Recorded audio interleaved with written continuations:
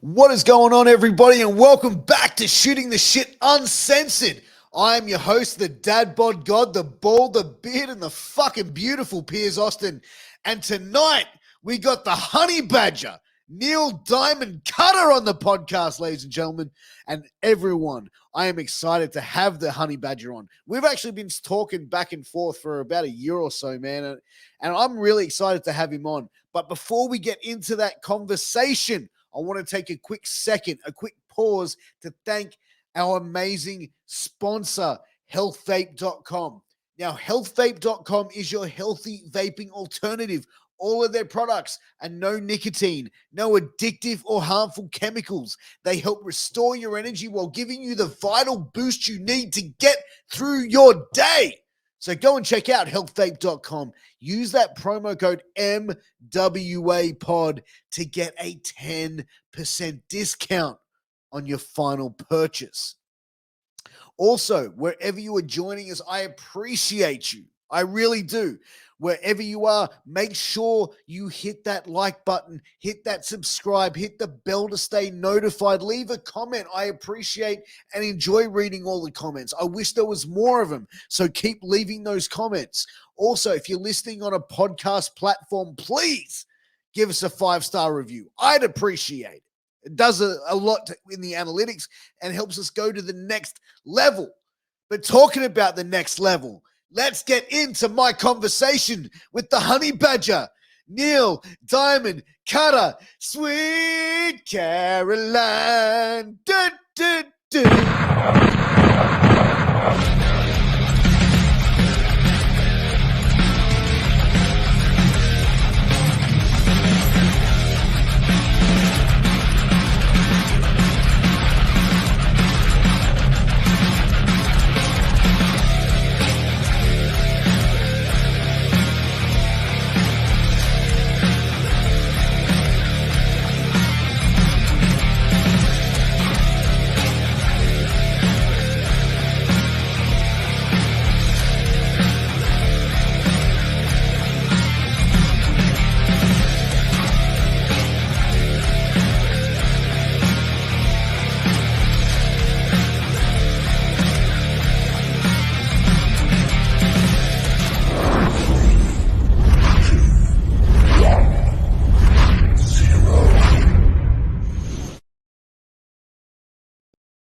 Yo, what is going on? Honey Badger, Neil Diamond Cutter in the house. Brother, welcome to the show.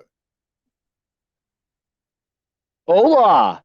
Want to make you think that I'm frozen for a second. I was like, fuck, is he frozen? What the fuck's going on, man? Thank you for being on the show, bro. It's good to see you. Yeah, man, good to speak with you too, man. Look, I've been looking forward to this for a while. Sorry I slept in last week. Nah, it's all good, man. You know, shit happens, bro. But we got to have the conversation now, dude.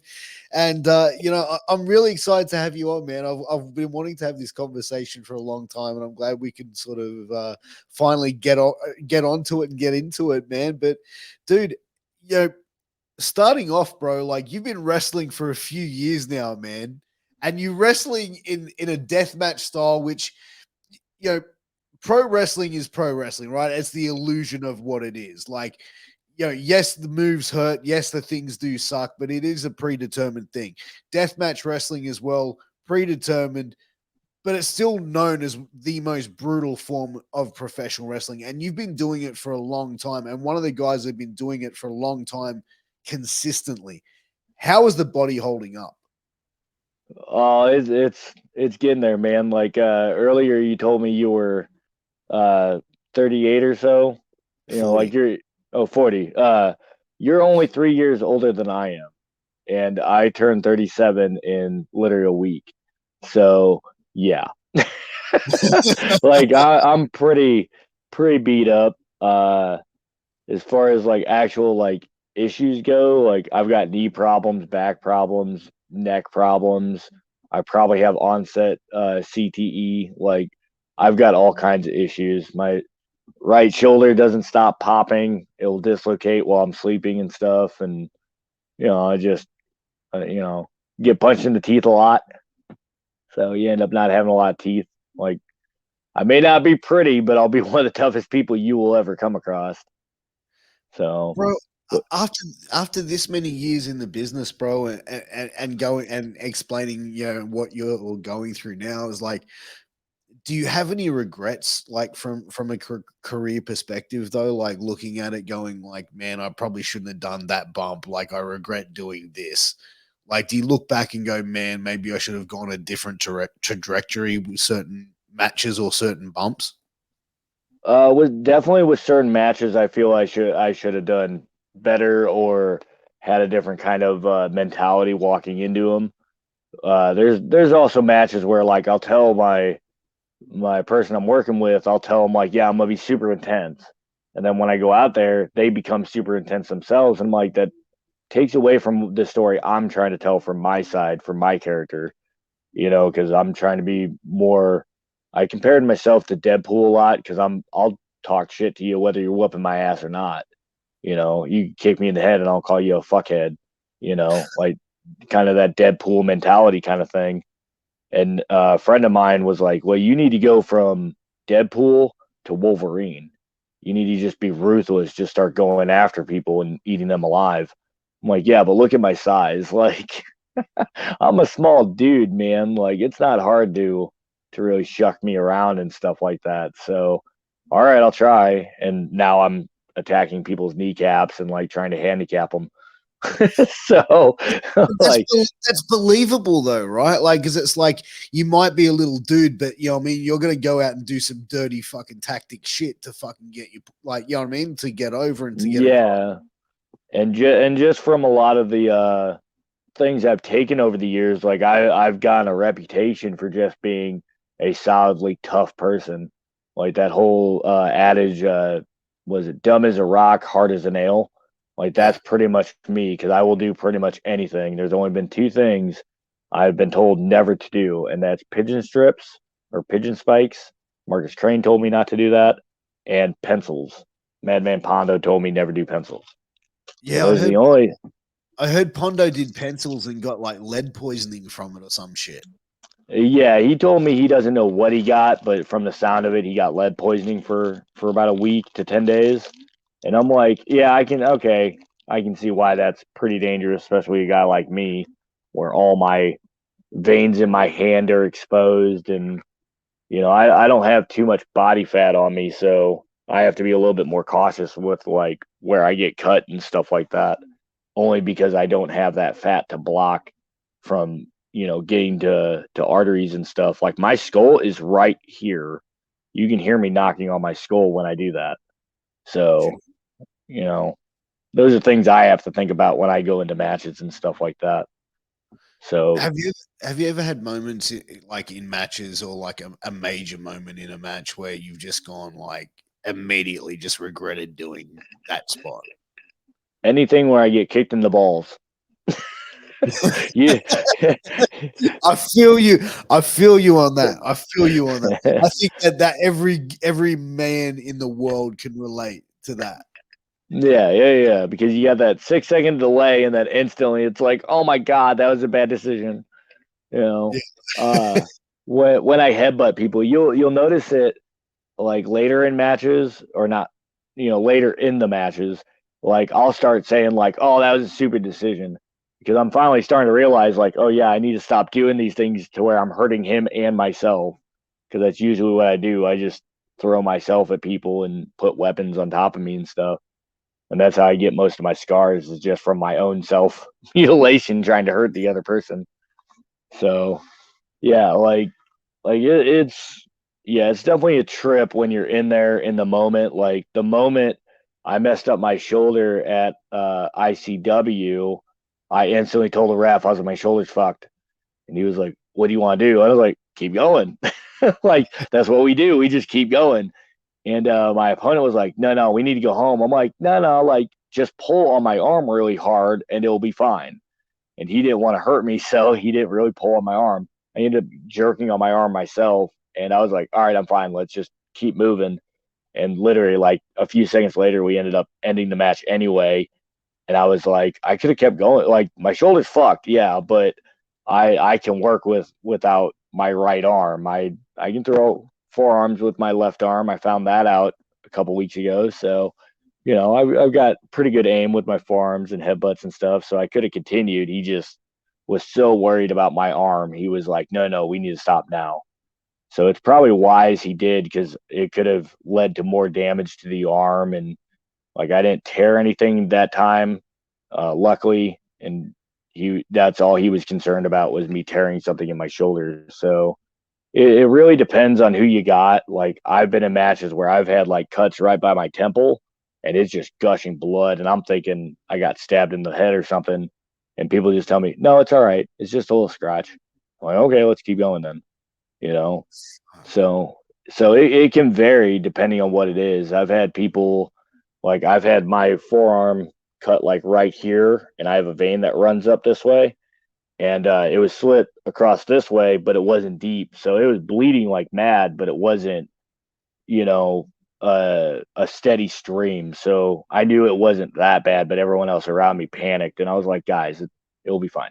Just give me some glue, some peroxide, I'll be fine. They're like, no, you need to go to the hospital. I'm like, I'm not going to the hospital. It's a waste of time. Like, I know how to fix this. You mentioned like the match where like you hurt your shoulder though, like your shoulder was dislocated by the sound of it. Like you sort of put it back into place. What is it? When it happened initially, what happened was I was on all fours and I got a door kicked on my back. Like, he kicked the door. He just hit it right in that right spot in the shoulder, in the back of the shoulder blade, to where it pushed my arm up past my back, kind of thing. Oh shit! So I felt it go out then, but as soon as he let off pressure, I felt it slide right back in, and I was just like, "Oh shit!" And the tug was just to get it to weasel the muscles back into kind of place, because sometimes you can get muscle stuck into the joint when you put it back in. That's how tears happen. And I thought that's what happened to me. I thought I tore something. So I was like, pull on the arm a little bit, and give it that tug. It'll tell me whether or not something's really torn or not. Because if it pulls and it tears, that's when you got big issues. So when I tugged on it myself and I didn't feel it real sharp pain or anything like that, I was like, okay, this is just a normal dislocation. It'll be fine. And then once I got to the back, I really gauged it. And maybe 20 minutes later, I was able to just do my Ddp yoga, and it popped right back into place.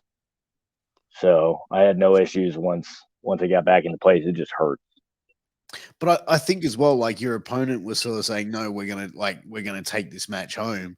I feel like some wrestlers, like maybe like some of the old school wrestlers, have the mentality like they really need to be saved from themselves in a lot of cases. Is that Actually, say? yeah, that's actually a good way of thinking about it, because ironically, it was with a veteran of mine, Tank.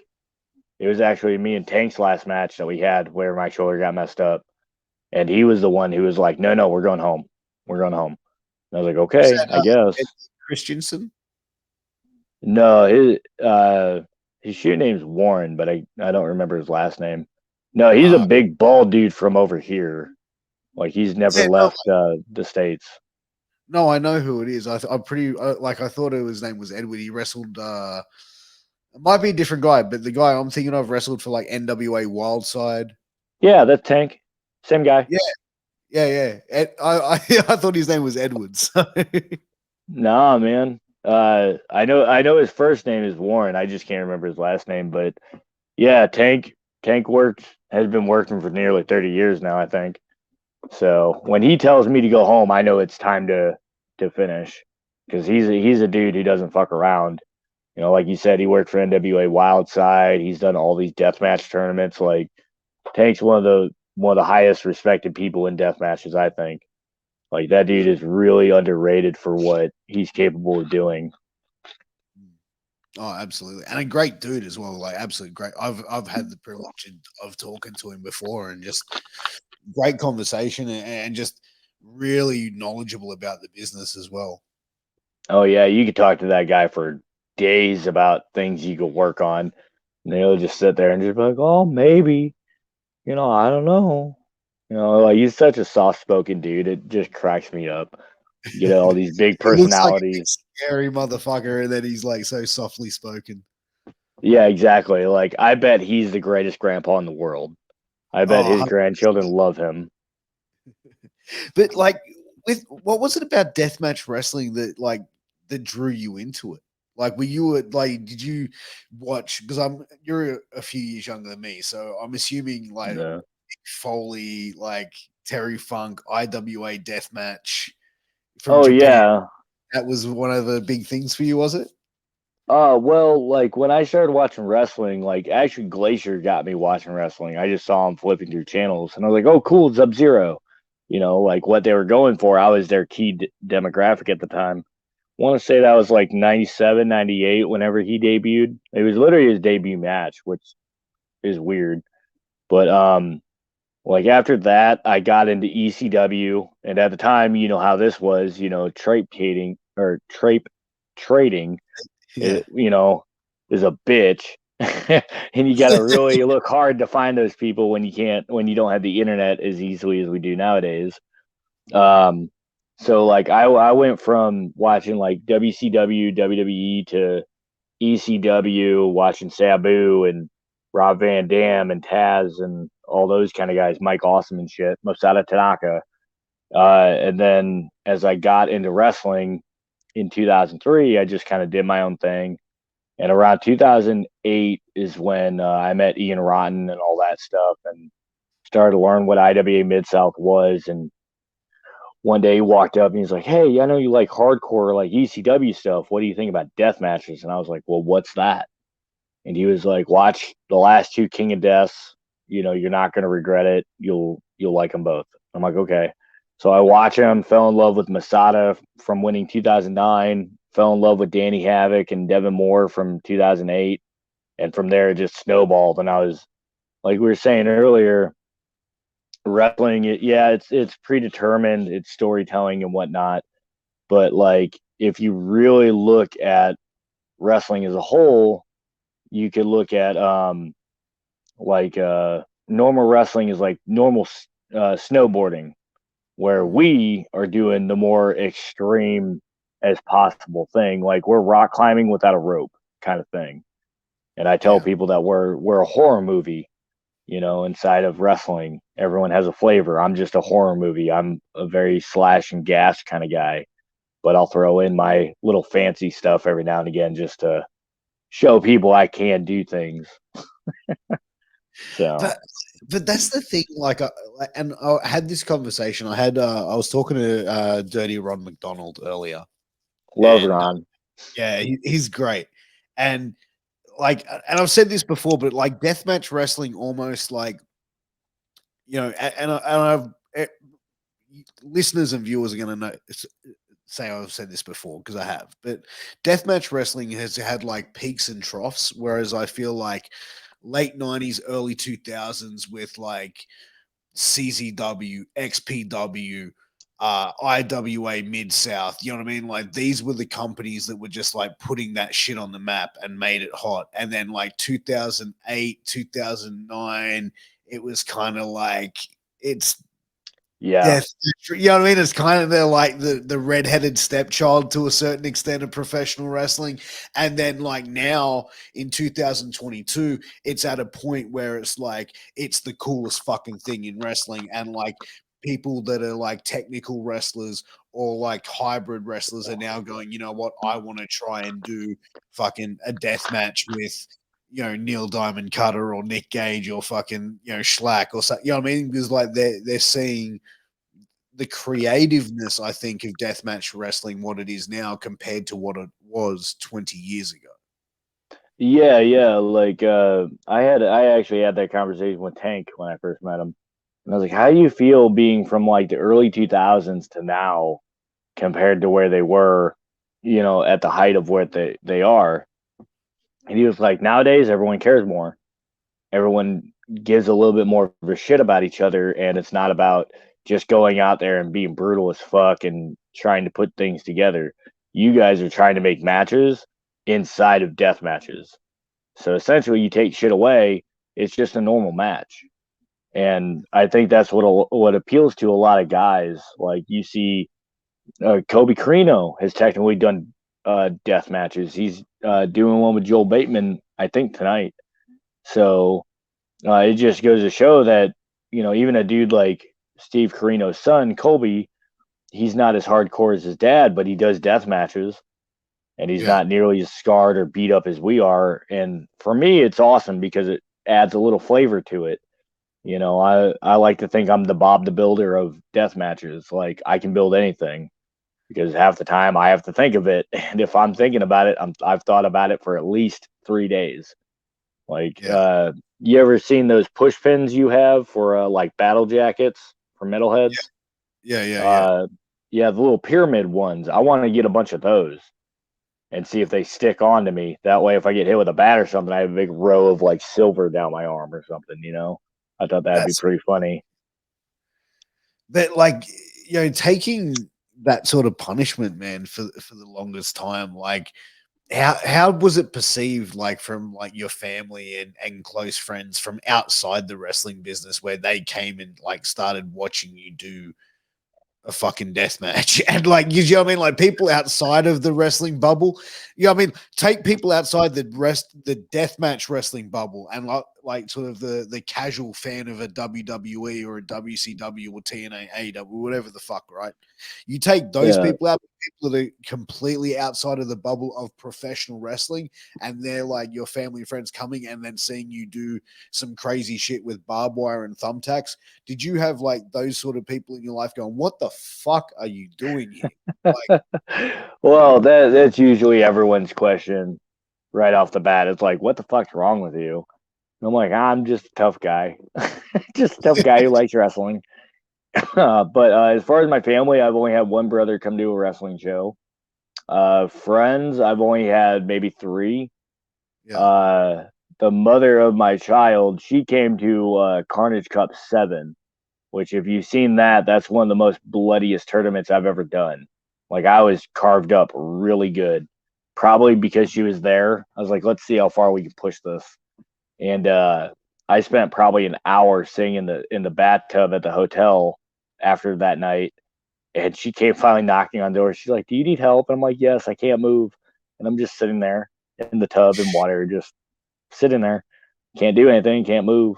So she ended up coming in and cleaning me up and making sure I was all good. And like that was probably the best experience just because someone actually cared afterwards.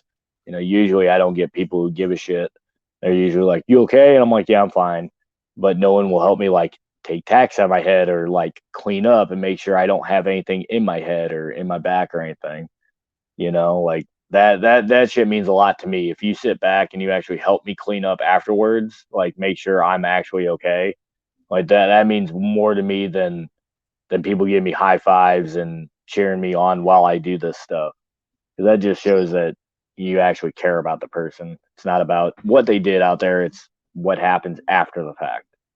yeah. The So, aftercare of the matches are probably the most important thing as well for a lot of things. You don't want to get that shit infected. But how was like the mother of your kid like at that show, like afterwards, like was she freaked the fuck out? Because like I feel like deathmatch wrestling, like it's cool as fuck. You can be a fan of it, you could watch it on TV and you can watch it on DVD, whatever. But I think mhm. some people can like once they're in that live environment, it could fucking, you know what I mean? Like Oh could have yeah. reactions to that shit, right? Like you wouldn't Oh see that in yeah. experiences. Well, like if you watch my match from my first King of Death from 2010 against Wax, we had a log cabin match. And I've never done light tubes up to that point, other than maybe one loose one here and there. Yeah. And they were all like, a lot of guys warned me. They're like, "Man, Wax is really sweet, but he's really rough. Like he's just a heavy-handed dude. Just be ready for that." And me being the type of guy I am, I'm like, whatever. It ain't gonna affect me. I've been purpled from shoulder to shoulder with chops. I've had my neck swollen from forearms from big dudes. Like this ain't gonna be whatever. So we Yeah. go out there and we do it, and I get so beat up that I'm just sitting there afterwards, just looking at my hands as they're shaking because I have a pretty steady hand. I have pretty calm nerves, but my hand was like this, the whole time afterwards. And I was like, that's not good. That's nerve damage. This is my first tournament. So I'm kind of in the back of my head, I'm kind of thinking, like, do I really want to do this? Do I want to do this to myself for the rest of my life? And Yeah. thought about that for about 3 days. And then all the pain started going away. And I was like, I could do this again. Ain't that bad. But Devin, one of the hooligans, Devin, he came up to me and he was like, hey, they want you to go to the finals. And I'm sitting there with my shaky hands going, I don't know if I can. Like physically, I don't know if I can. And Fuck. yeah, I was actually pretty mad. And then come to find out, me and Devin Moore had like a barbed wire dog collar match. And I'm like, who thought of this? Because we're just stuck. We're like 3 feet apart from each other the entire match. It was horrendous. We should have just took that fucker off. But me and Devin being idiots, we're like, well, we're tough guys. We can figure this out. You know, being morons. But So do you think like the level of craziness and like level of violence and risk keeps getting increased? I think it's getting smarter. I think people are just becoming wiser about how they put things together. Like every now and again, whenever I get the chance, I try to do a weapon master class where I can, if fans want to come or inspiring weapon masters want to build stuff, like come and learn from me, man. I love teaching that kind of stuff because it shows you how these things are actually built and how they're supposed to perform. Because like I've had bats where like the tacks are super glued on there and I'm like, this is just going to stab me over and over again. Why would I want to use this? It's just going to keep stabbing me, you know? And like some fans just don't get that. I've been hit in the face, like almost directly in the face with a foam head that had skewers sticking out of it. Oh, I got my cheek cut and I went like this. I was like, wait, I can see out of my eye. Cool. I was like, whatever. I don't care if I got cut on the face as long as I can see. That's all I give yeah, a shit about. And then that's the thing that's nuts about it is later on, I was in the finals of that with Schlack, John Wayne Murdoch, and Aiden Blackheart, and yeah. they took off the canvas. It was just the boards, and they put a shitload of light tubes in the middle. They told us don't swing the tubes. I'm like, well, you put them out here for us in the middle of the ring like this. Like, what do you expect to happen?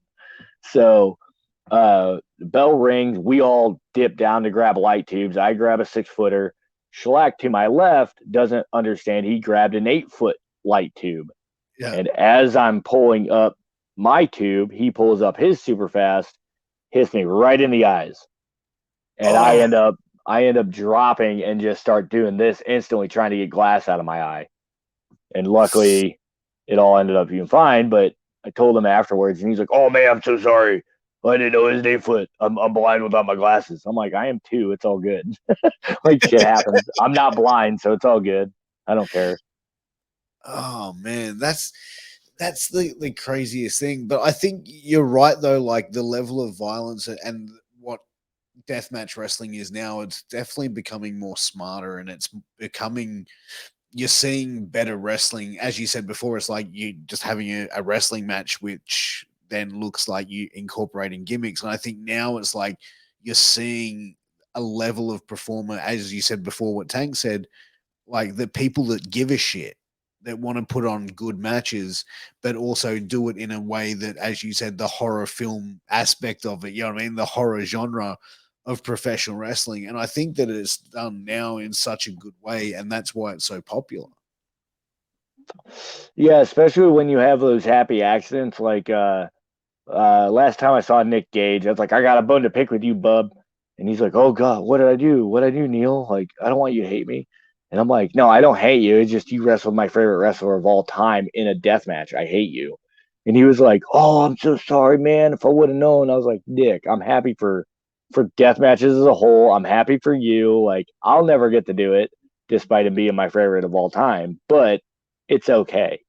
But Yeah. during the match, they had that pizza cutter thing, and then they Yeah. showed a Domino's commercial right next to it. I was like, "That is genius! That I is so popped for that shit. genius, I popped for dude!" that. Everyone did. Everyone did.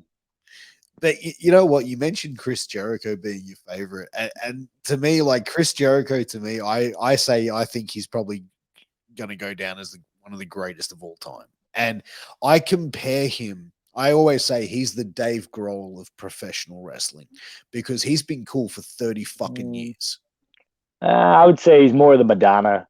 I'll use his own words. He used that towards the Undertaker, because Chris Jericho said that about Undertaker, that Taker was the Madonna of wrestling, because every year you take a picture of him, he's different. And I could argue the same thing about Jericho. He's always slightly different every year.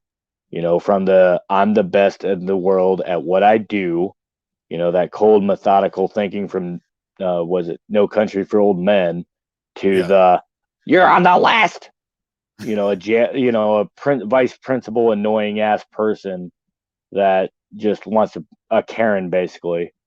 Yeah, So 100%. yeah, like the reason I do Alliance Salt is because of Chris Jericho.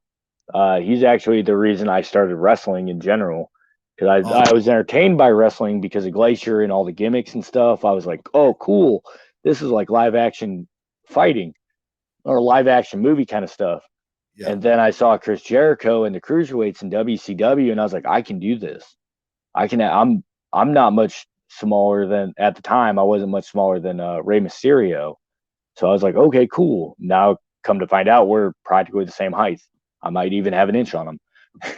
But like, watching Juventud and Psychosis and Rey Mysterio, Eddie, Chavo, Dean Malenko, all those guys from the cruiserweight division, like really inspired me to get in there. But Jericho was the very first one that got me into it, because he moved like I did. He did simple stuff, but he did cool stuff. Like that's probably why I think I have one of the best moonsaults in wrestling, because I can do it off of anything, and it's always a perfect rotation.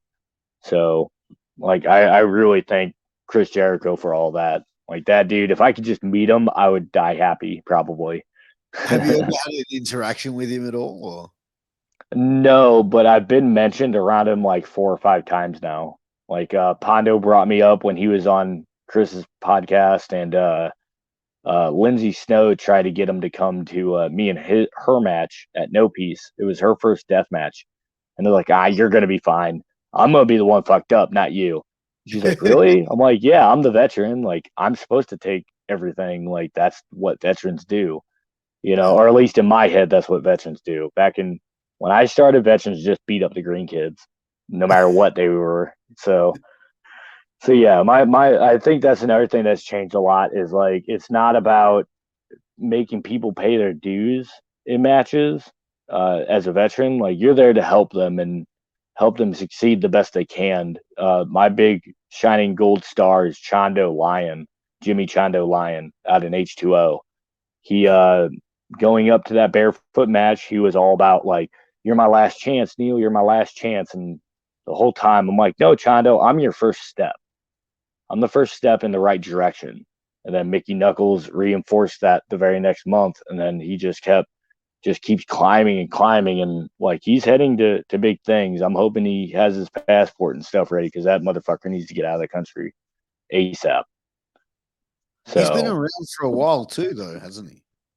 yeah, I want to say 11, 12 years, something like that. So he at least has half my time in wrestling. So You mentioned Ian Rotten as one of the guys that got you, like, first showed you into the deathmatch wrestling world. You know, with everything we've seen happen with Ian Rotten, recently, what's your take on Ian? Like, obviously, you've known him for a long time. What's your opinion on Neil? On Ian? you're saying like outside of wrestling, I have absolutely no issue with the Rotten family. Like I actually find them as very pleasant people. They're very nice. I could go and talk to them pretty much about anything. Uh, Recently, me and Ian's son, like we talk quite a bit now, just because we enjoy each other outside of wrestling. In wrestling, it's a little bit of a different story, but outside of wrestling, we become pretty decent friends. As far as Ian goes in wrestling, like any deals we've made, I never felt like I was screwed over or carnied or bamboozled into anything. I understand the terms of the agreement. I knew what what the process was with him and all that jazz. So I knew my first year or so, like I was going to get peanuts. I was going to get whatever he would hand me kind of stuff, which was fine. I looked at it as being somewhat retrained to a degree. So, because I wasted like 7, 8 years on the indies doing jack shit, being a dumbass green kid. So Yeah. they really like edged off the edges of my character and who I was and as a person and whatnot.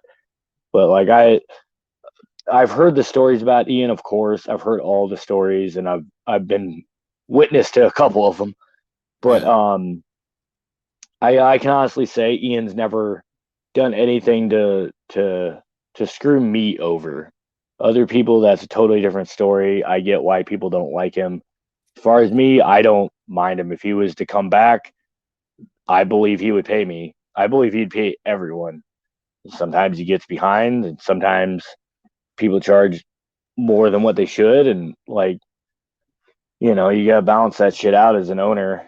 It's just they made some really bad decisions with money that wasn't theirs, and just led one thing led to another.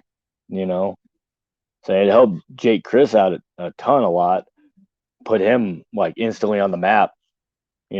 Started getting more than what he already was. Jake Chris is a legendary indie guy, so fucking I put him in probably one of the top 10 guys I've ever seen. But like, there's not a whole lot I can say about it, Sure. really. Do you Like think do you think Ian and IWA can come back? I'm sure he'll try because it's Ian. Every time he shut down, he always comes back. Yeah. Like that's just the way Ian is. He's a fighter like that. So I can see it happening eventually. I just don't know when and whether or not he has the patience to deal with that kind of stuff anymore. Because Ian's always loved wrestling. He's been doing it for 30 years. So like, guy like that, you don't just kind of he doesn't just leave, Yeah. unless he's happy outside of wrestling. But knowing Ian, he's chomping at the bit to run another show. It's just with all the stuff going on, it's kind of hard to trust him. So Do you think it'll take a while for wrestlers to have that trust for Ian, or do you think there's enough guys like yourself or people like yourself that can sort of say, you know what, I haven't had that bad experience. I'll go and work for him. well, I'm a very rare person, apparently. Like, despite me and Ian having our ups and downs, like some people would tell you that he fucked me on certain things, and I would tell you differently just because that's the way I look at things.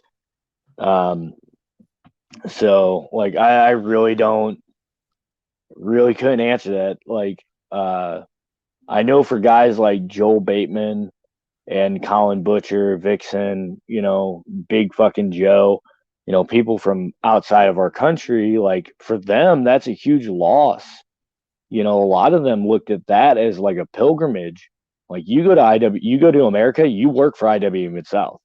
Yeah. Like that's just the way it is. And like it breaks my heart for them because, Ian would trust my word. If I said he should bring someone in, he would trust me because he knows I wouldn't give him anyone who's shit. Yeah. So like I was going to try to be as much as a liaison for any foreigners who want to go there as much as I could. It just, everything happened and everything fell apart. Like I was super excited about King and meeting Colin and Vixen. And I think he had a couple other foreigners coming in too. I think a couple from the UK. And I was real jazzed to meet all these people.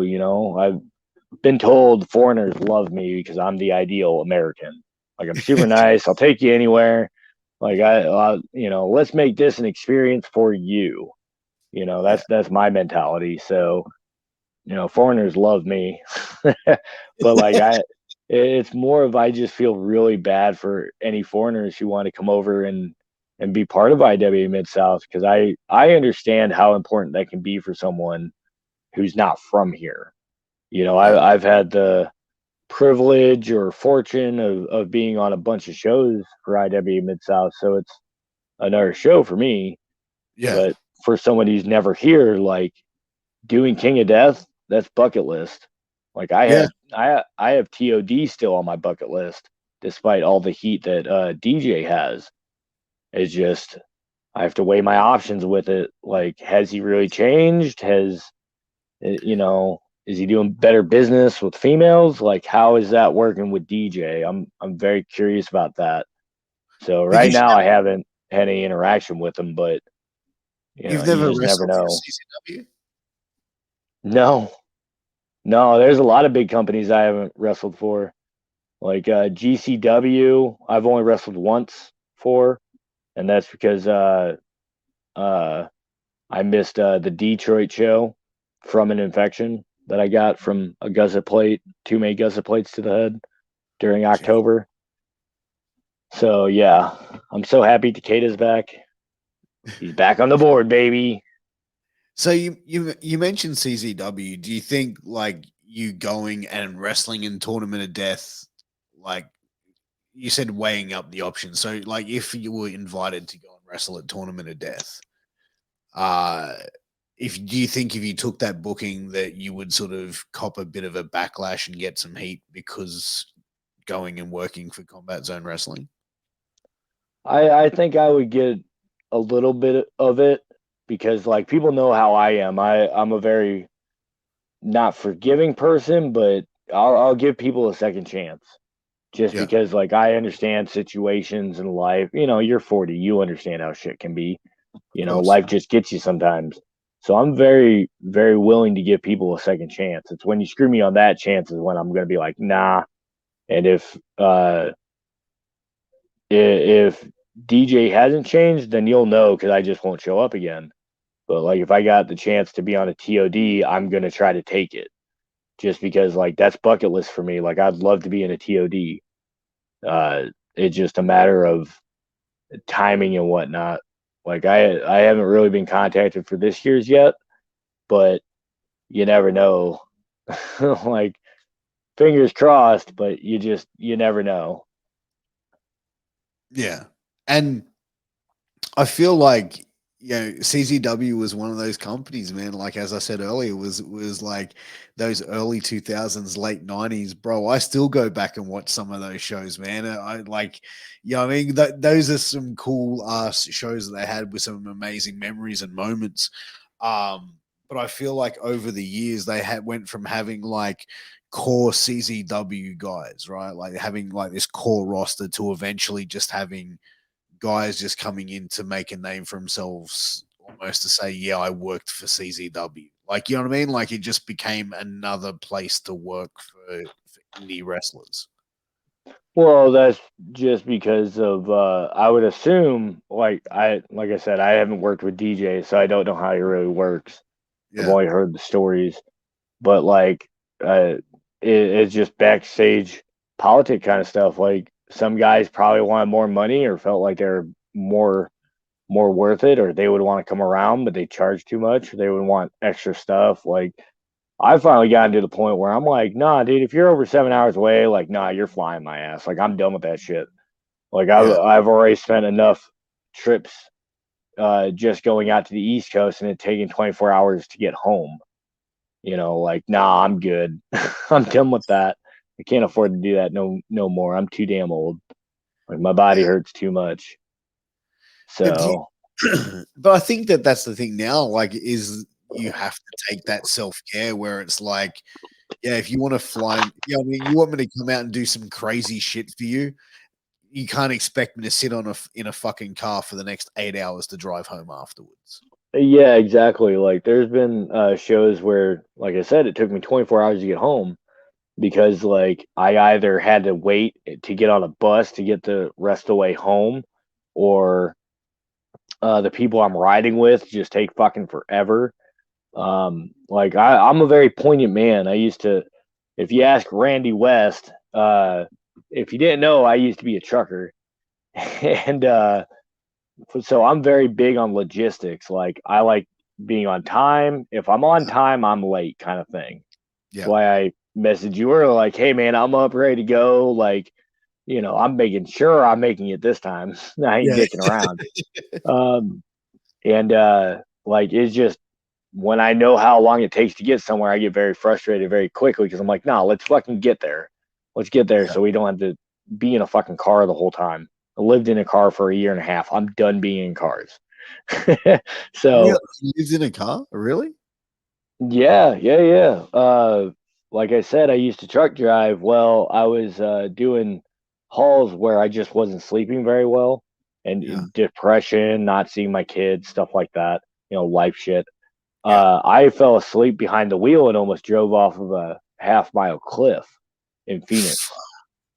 Yeah, and luckily the guardrail kept me from going over the side. Another truck honked at me and woke me up, and I was able to prevent going off the side. Parked the truck. As soon as I got back to the building, I parked the truck. I left the keys in the truck. I packed all my shit and I got out. I quit truck driving. And everything just kind of fell apart from there and ended up being homeless for about a year and a half down in Phoenix. Shit. So, yeah. So it's pretty well known up here. Like people who are on my Facebook, like they were, if you were friends with me at the time, like all the shit that was going on, all the problems I was having. So yeah, it happens. I'm getting on my feet now. So Oh, that's awesome, man. But like, what would you say was the turning point, man? Because like to go living in your car for like you said a year and a half, like what was the turning point that sort of like got you out of that moment and into like a more positive and you know what I mean, like in a proper house? Like what was the turning point to make you turn that shit around?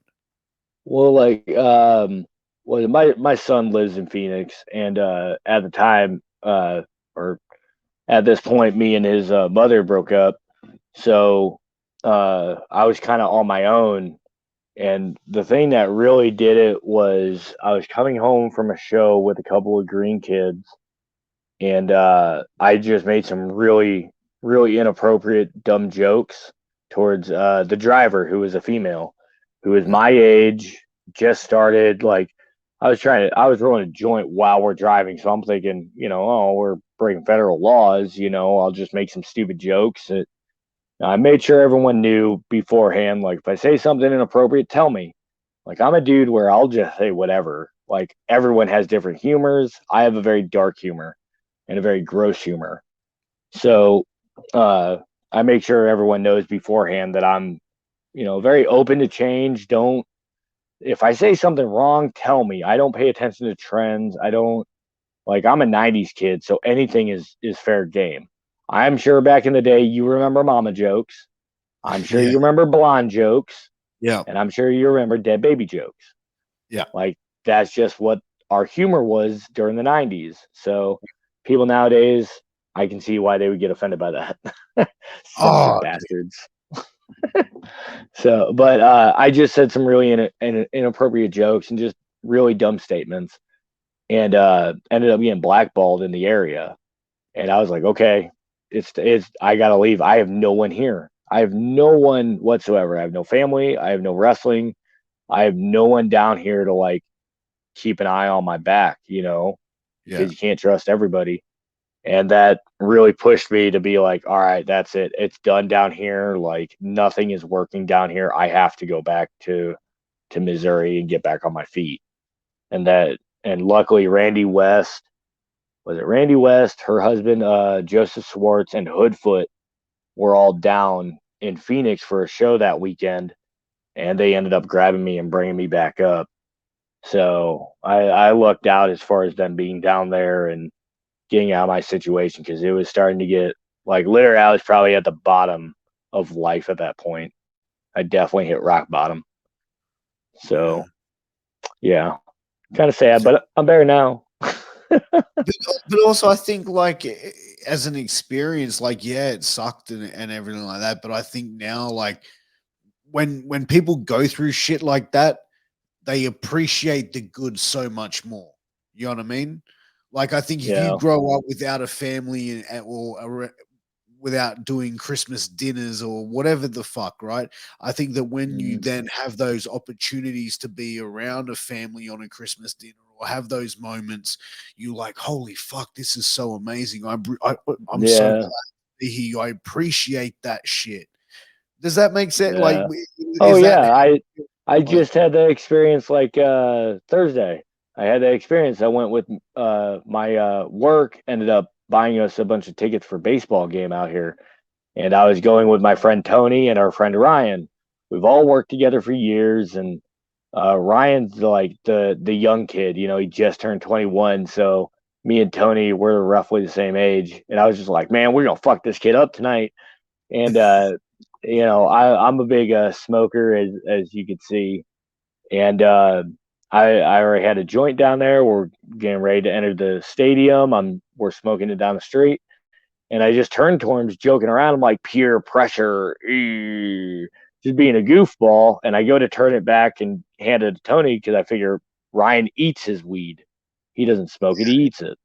yeah. So I'm thinking nothing of it. And he's like, oh, what do you think you're doing? And he goes and grabs it and starts smoking. I'm just like, ah, ah, starts squealing like a little girl and just being ridiculously over exaggerating. And he's just like, what's so funny? I was like, dude, like, we're bonding.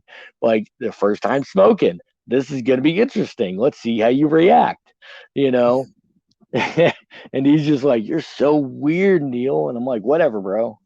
At least I'm having fun. Exactly, man. That's the main thing, bro. As long as you're having fun for it, that's the main part. Yeah, exactly. But as far as like wrestling for you now, like how many more years have you got left? Like how many more bumps have you got left on the bump card, bro? Oh, it's great you brought up the bump card because I got a great analogy for that. So everyone brings up this bump card, right? And Yeah, I always tell kids, like when green kids say it to me, I'm like, that's a figment of your imagination. I don't know who the fuck made up a bump card, but like, look at Ric Flair's bump card. That thing's fucking shredded. There's nothing left of his bump card. Like, that's all here. This is all you just thinking, oh, I've got a time limit. Like, if I really wanted to, I could probably push another 10 years just because the quality of work has gotten better of the worker. So, like, I don't get beat up nearly as bad as I did 10 years ago from this stuff. So, for anyone to tell me like, oh, we're a bump card, blah blah blah, I'm like, most of you guys do CrossFit. Don't give me that bump card bullshit. Like a lot of kids do all these workouts and shit. Like, well, what's the point of doing all that shit if you don't bump? Like, I played sports as a kid and played football and baseball and soccer and all that jazz as a kid, and I haven't worked out since I got out of high school when I was 18. Like, yeah, I'm still in really good shape. I was just built this way, I guess. But like that whole bump card thing, everyone else is using a normal hole puncher. I'm using a fucking thin ass needle putting my holes in my card. So like you guys have used half of your card. Mine's only like maybe that much used. Like, yeah. no, it's just about how you condition yourself. Like, guaranteed in 10 years, I'm going to feel a lot of this stuff even worse. But like once your body's conditioned to it, it really, bumps are just what you make of it. Like if you bump and let's say it's like a DDT and your neck gets screwed up, it's most likely your fault Yep. because you have more control over your body than the other person does. So like I've spiked my head into cinder blocks before and into glass and shit. Like it's my own fault. And I not like he really forced my head into this shit. I just threw my head Yeah. into it. So, when people talk about their bump cards, I'm like, whatever. You're all just out of your fucking minds. You all using regular hole punchers. I'm here using a needle because y'all are bitches.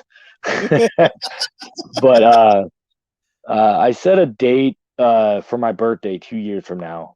I would like to be done before my son turns 12. So I've got 2 years, and then I plan on moving back down to Phoenix and being retired and just hanging out with my kiddo, helping him deal with his crazy mother. So Has your son seen any of your wrestling matches, or have you tried to sort of keep that from him? he's only seen my normal matches. Like when I wrestled in Phoenix, like I would let him watch those shows Yeah. because like I would curse and say pretty vulgar shit, but it would never be like super violent, because they were like, we party hard, but we don't drink. And I'm like, what? Oxymoron of a name. Like, I met, they named their show Party Hard after Andrew WK, right? Yeah. and they have a song called Party Hard, I guess. And I was like, okay, cool. And I actually ended up meeting them at a show down there. And I was like, hey, I'm named after a company that's named after one of your songs, Party Hard. They're like, cool. Is there a lot of drugs? And I'm like, nope. And they're like, oh, what a bunch of pussies. And I'm like, yeah, I know, right? Like, like it was just me being a goofball. Like, I really don't feel that way towards them. But No, no, like, no. when I am the most like drug addict, when people ask me to find them pills, something's weird because I only smoke pot. I don't do drugs. I Yeah. have done drugs, but Do, like people do you assume I know where all the drugs are at. I'm like, what? do you feel What? like the drug culture in wrestling has moved that's moved away from that? No, no, it's still there. It's just better hidden. That's all it is.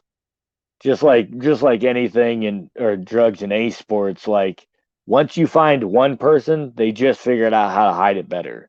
That's all it is. Like you think there's people in baseball or football not taking steroids, like guaranteed there are, like you can't stop that kind of thing. They just get better at hiding it. Wow. So it's definitely around. Saying it doesn't affect me all that much because I'm very much a live and let live person. So if you want to do them, go for it. But odds are I probably won't do it just because I don't feel like it. Like I don't drink alcohol, but guaranteed when I come down there, I'm probably gonna have a beer with y'all. So Yeah, just the way 100%. things are. So That's it. And like, yeah, but before we start wrapping up, man, like, one thing I'm interested into knowing is, as far as like, we spoke about like when we started off about the injuries, how the body's feeling. Like, what do you, like? Is there a process, or is there things that you do to try and whether it's stretching, whether it's working out a certain way, is there certain things that you do to try and like give your body the best recovery or try I and, just like, at least make your body, stretched out, comfortable, like, because what is the process? Because I imagine you said like your knees, your shoulders, like, I mean, like your body's pretty fucked up. Like, is there things that you can do to relieve some of that tension and pressure and stress to your body? get really, really high. Like I said, I smoke a lot of pot. But also like it for me, it's not about like being high, I guess. Like that's a bonus, but like it does so much for my joint pain and a lot of the like migraines. It'll help out a lot with those. I'm actually about to go to Denver for a tournament and um like they have some great marijuana farms out there and shit. So I'll end up getting like really good stuff that'll end up numbing a lot of the pain, but keeping my faculties together to where I can think clearly still. And that's primarily what I do. That's my medication per se. I don't consider it a drug. Um, but usually I'll do DDP yoga about 15 minutes a day. It's only one little session. And like first time I did it, it popped my shoulder back into place after being like fucked up for 6 years, I think. And I was Yeah. just like, oh, I'm doing this every day now. And now I have very little problems with my shoulders other than the most recent like goof up with it. But I try to take baths. Darren McCarty, if you know who that is, he's a hockey player up here.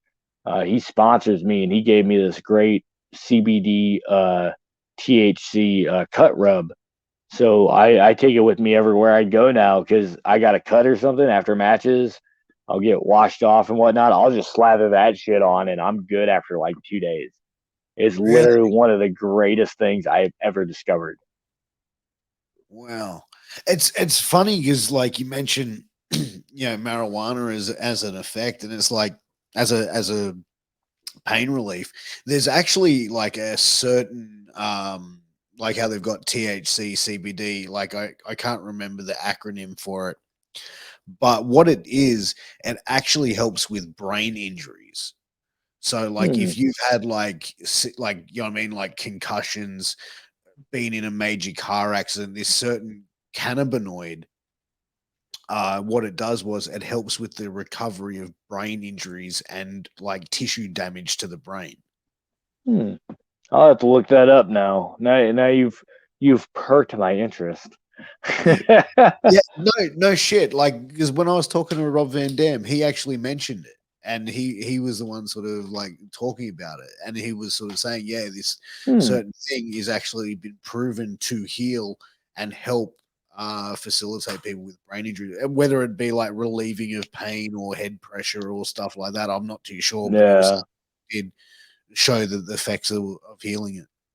I can see there being like some kind of was it cannabis opioid or something like that release pressure in the brain, like just relaxes the muscles in that area to relieve pressure of swelling or something like that.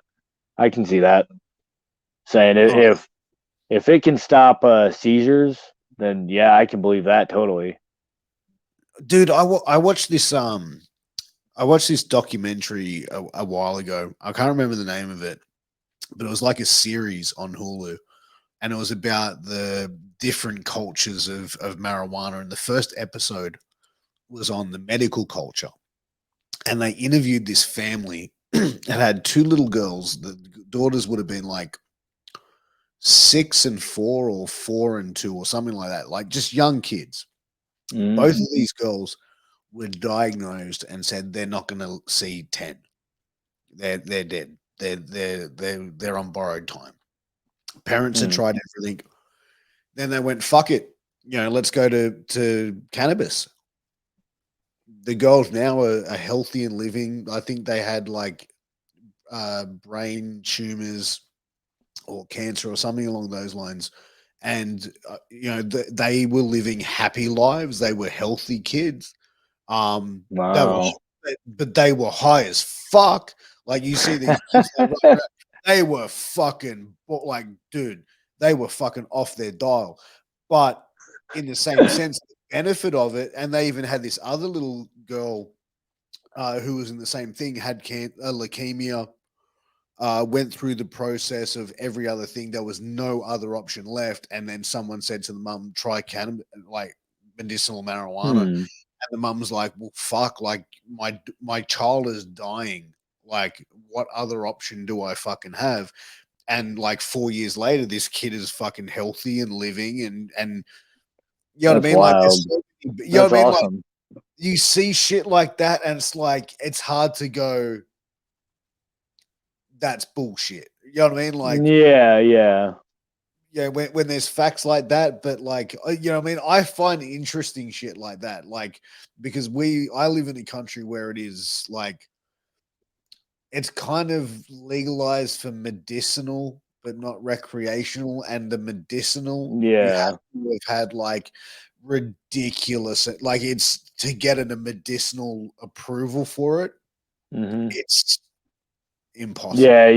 you've had to have like so many broken bones or like some kind of medical history that determines that you really do have chronic pain of some sort. Yeah, Like like it was it is what like out here, man? Like I could just walk up to a place, hand them $200, and be like, I have a headache. And they'd be like, okay, here you go. I'm well, just too damn cheap. We're voting on it this November to be recreational, so I'm just gonna wait. yeah. No, dude. Let me know when it is. I'll come for a holiday to come visit you, bro. But it is that time of the show. Whereas guess the Australian Aussie slang, how this is going to work. I'm going to give the honey badger a slang word or phrase from my country of origin, Australia. He's going to have to tell me what the fuck I'm talking about, what the fuck I have said. Now, you've said like you've met Joel Bateman. You talked earlier, you've got an interesting match against an Australian coming up as well that you're going to be hanging out with. Um, have you picked up any of the Aussie slang? There's I thought of another one. There's only one before that I thought of another because York just told me it. Bogan, which is like a redneck out here, someone who has like car parts and shit out in their yard, and they talk kind of like this, and they're kind of just Hoosiers, you know, they just walk around and shit. So how a and the bogan, other, how a bogan would talk is like this. I'll give you a bogan talking. Yeah, mate, how the fuck you going, right? Like, seriously, we're going to go down and have a couple of fucking schooners. We might pick up a fucking couple of Sheilas, man, and then we'll have a couple of bongs, and we'll fuck these Sheilas, and then we'll have a few more fucking schooners, mate, you know? Yeah, see, those are my people. Yeah, I like that shit. All right, so the second one. I thought of a second one. Mackey's. McDonald's. Mackey's? Oh, Macca's. Yeah. Okay. Macca's, yeah. All right. Well, he said it to me, but it sounded like Mackey's. You know, you guys and your accents. Yeah. All right. Well, I'll make sure to have a few difficult ones for you. All right. So, all right, good. All right. This one is piss up. Hey, you want to come over to my place and have a piss up? Okay, it sounds like a game of some sort. Piss up. Oh no, man.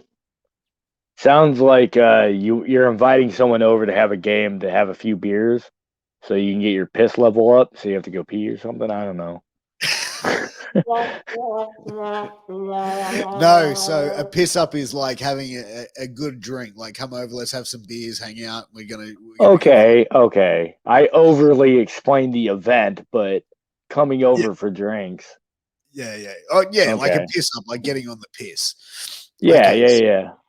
Okay, so another one is no wuckers. And I'll put it in a sentence for you, and this is going to be it's not going to be the best sentence. All right. No wuckers, mate. I would assume that's a word like no bums, no like shady people, possibly no just like a certain type of person isn't allowed in, kind of thing. Like no jerks, no bad people, that kind of thing. No, unfortunately, no wuckers means no worries. So, like, yeah, no worries. Ah, I should know that because I say no worries all the time. No worries. All right, so Ah.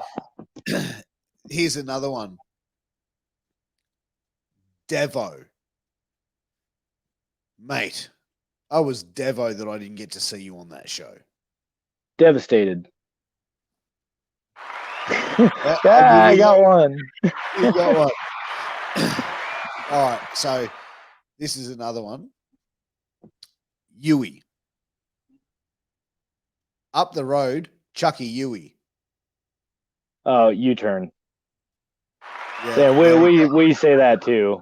I'll be like, hey, go up here, Busty Yui. So okay, so I gotta get all right. These are gonna get harder. So yeah, like go wild with it. Okay. Budgie smuggler, and I'll put it in a sentence. Oh shit! My dad came over to my house to go for a swim, and he's in his budgie smuggler. Underwear, I would assume, or like swimming like a speedo. Yeah, a speedo. Yeah.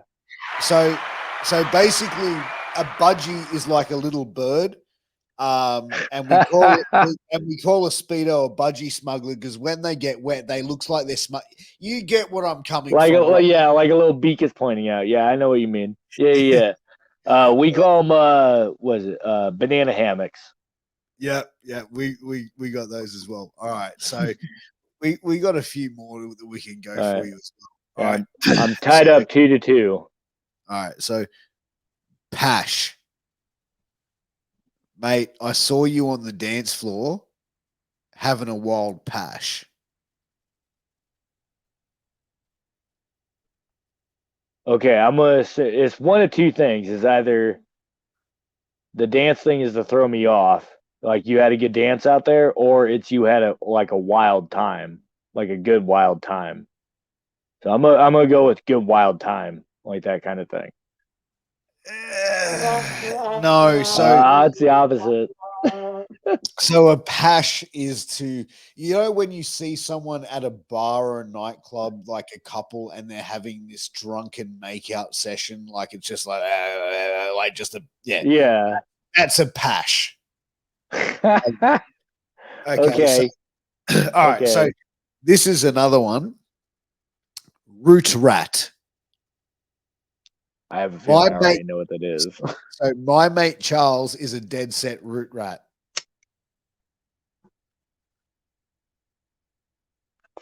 Root rat. Hmm. See, it's not exactly what I thought it was gonna be. Like I was thinking it was gonna be like a ring rat or a mall rat, like someone who just Yeah. hangs out in an area. But I don't know what a rut would be. Root. Oh, root. Yeah, I don't know, man. So a root rat would be someone who is like just always out to go and get laid.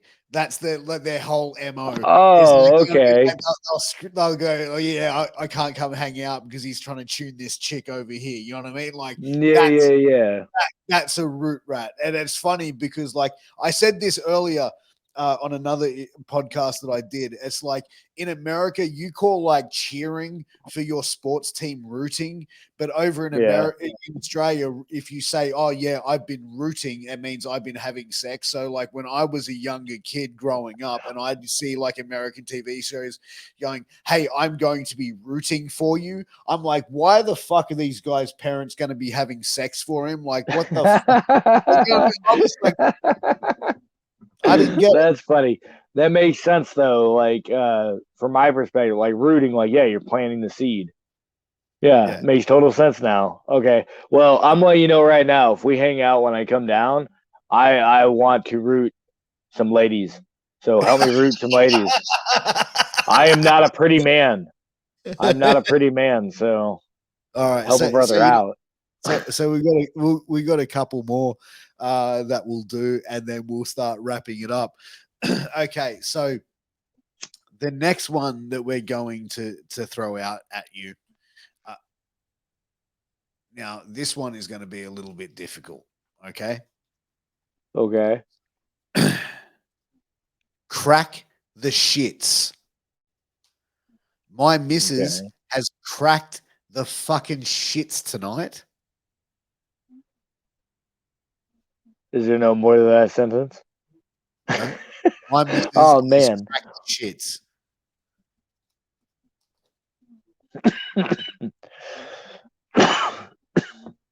I would say laughing because you're cracking her shit up. No. So my missus has cracked the shits. Means she's pissed off. She's not happy. She Ah, she's upset. But so this is another one, and this is a maybe in a bit of an offensive word to say to a non-Australian. But fuck it, I'm going to say it anyway because I think that yeah, I you're don't give a kind of like shit. my people and wouldn't get offended by this. But okay, so this is okay. So the word is sick cunt. Okay, and I'm going to put sick Oh, cunt in a sentence. Honey Badger, Neil Diamond Cutter, you are a fucking sick cunt. uh, from my understanding in the shirt that Joel Bateman made, I would assume it means you are an awesome person. Yeah, you got it right. Calling Yeah. someone a sick cunt in Australia is the highest form of flattery that you can ever give someone. Hell yeah, then that's the only chant I care about then. Yeah. Like you get a "you sick cunt" chant in Australia, bro. That means that you're over like fucking Hogan. You know what I'm saying? Yeah. Just becoming friends with Rafe and Joel, like cunt has become like a normal part of my vocabulary now. And I don't care if anyone gets offended by it. I I've, don't give a shit. I've got friends that are American, and they're just like when like we first started hanging out, they're going, "Yeah, Piers said that I was like a really ill cunt." They're like, "What?" Hell yeah. Yeah, Piers said like I'm a very like there's something wrong with my cunt, or like he called me a really ill cunt. He's like, "What you Yeah. call me?" But that has been the Aussie slang game. Thank you, Neil Diamond Cutter, for playing along. I appreciate you, bro. But man, where can everyone follow you on social media? Like, where can people go and get some merch and support you there as well? I have 5 shirts up on deathmatchworldwide.com. You can find me on Twitter at fearlessneil. On Instagram, I believe it's NDCPOD. If not that, then the POD comes first, then NDC. Yeah, that's pretty much it. I don't have too many out there. Go get shirts. I need Taco Bell money. That's it. Make sure you go and check it out. Neil, again, thank you so much for coming on, man. This has been a great conversation. I'd love to do a part 2 with you, bro, if we can arrange it somewhere down the line, because I feel like this conversation was great. I feel like we could probably go for another hour or 2. Oh, I'm sure we probably could. Saying we was it led that conversation pretty well, so I'm pretty jazzed. Maybe next time, I'll come down there and see you in person. I'll be your first live in-person interview. Hell yeah, man. I'm down for it. But man, absolutely. Thank you again for being on the show. Also, guys, make sure you go and check out our sponsor, healthvape.com. Use that promo code MWAPOD to get a 10% discount. But guys, until then, we'll see you again very, very soon. Take care. All the best. Peace. Back in.